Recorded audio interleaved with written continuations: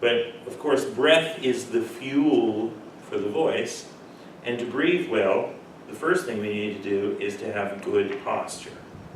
Now, some of the things you see in here, that I talk about, there's a lot of information here, and I would encourage you to read it. I'm going to try and summarize it.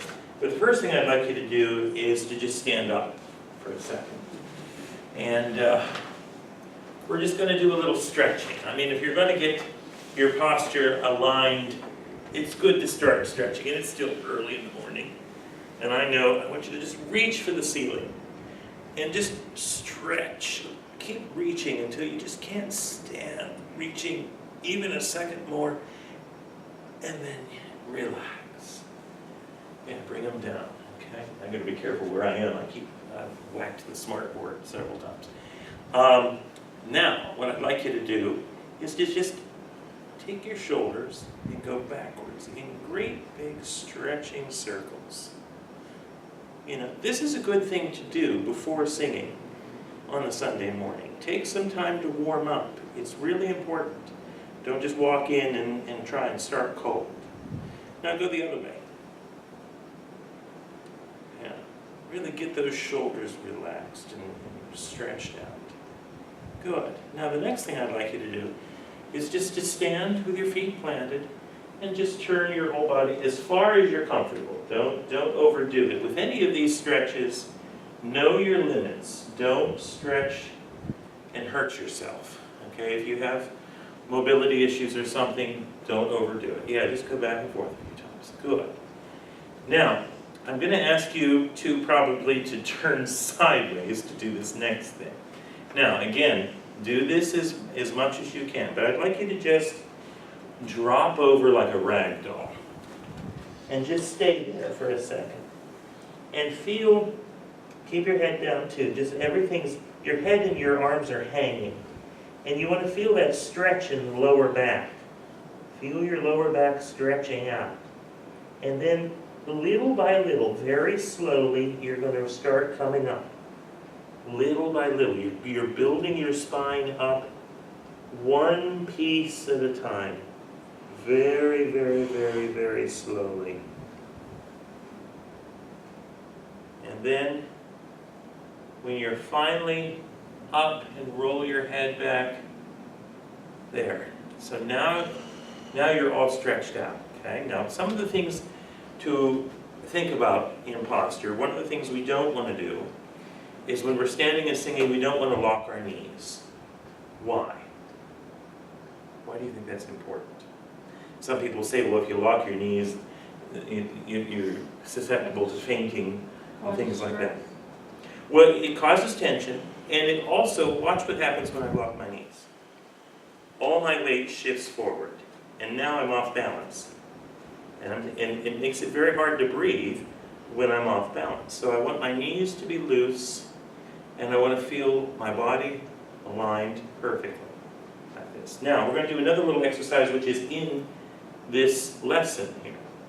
When we sing, in order to accommodate our breathing, we want to lift our rib cage. So when I say to my private students, I say, feel like you're a marionette with a string attached to the crown of your head, pulling you up. And then feel another little string here on what we call the sternum, pulling you up. Now, another way to get to that result is to take your hands and raise your arms with your palms down,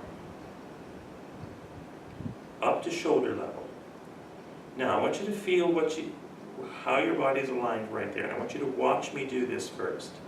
I'm going to turn my arms this way.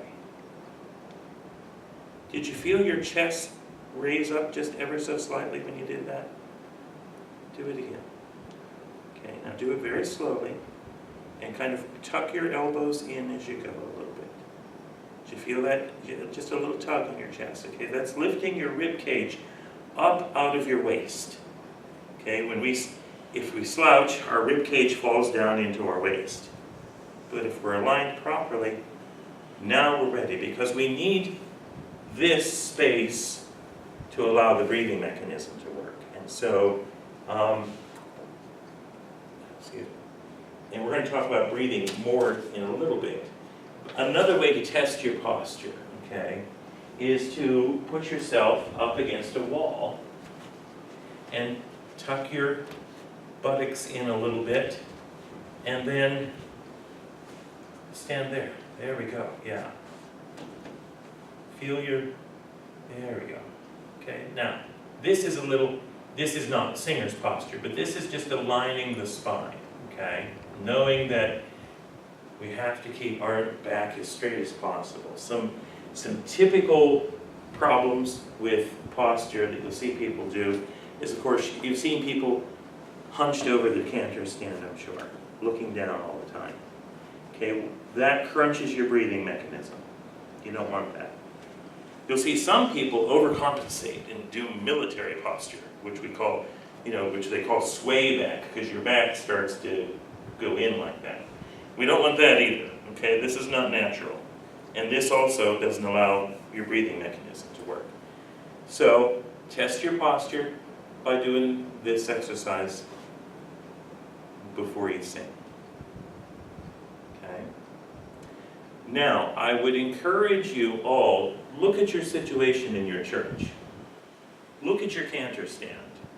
I mean, if your cantor stand's down here and your book's open on it, well, what's naturally going to happen to us?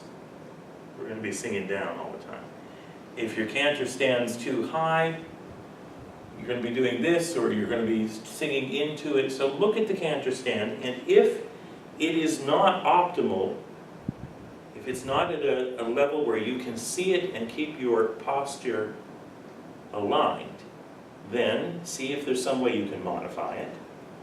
Or, and this becomes a pain after a while, I know, or hold your book, not in front of your face,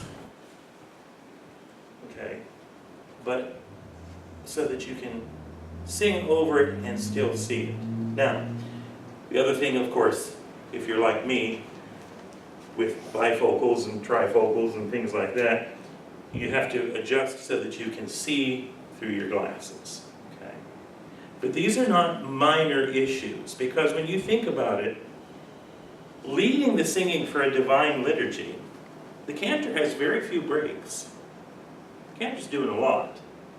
And, so I would encourage you to read the whole lesson. It's the lesson on posture is just 2 pages plus an illustration with a checklist on it. It says neck released, head able to move freely.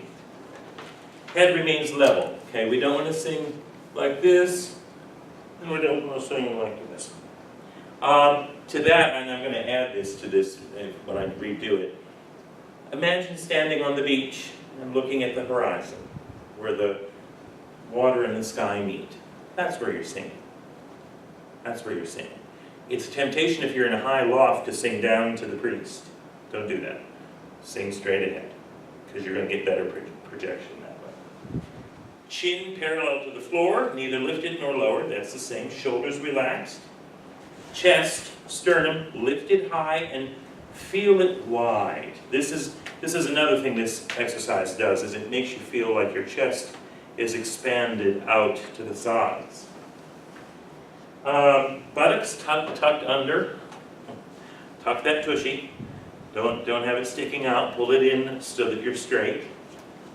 Knees relaxed and flexible. Now, they say here 1 foot slightly in front of the other for good balance.